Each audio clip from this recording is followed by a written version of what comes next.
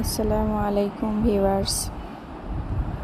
বাংলাদেশ বিমান বাহিনীর প্রশিক্ষণ বিমান বিধ্বস্ত হয়ে একটি বিদ্যালয়ে পতিত হওয়ার ফলে কোমলমতি শিশুসহ অনেক মানুষের মর্মান্তিক মৃত্যুর ঘটনায় আমরা গভীরভাবে শোকাহত।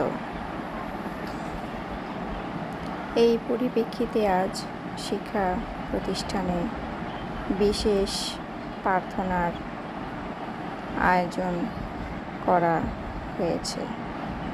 আসুন সবাই মিলে তাদের আত্মার মাগফিরাত কামনা করি এবং যারা আহত হয়েছে তারা যেন দ্রুত সুস্থ হয়ে ঘরে ফিরে যায়।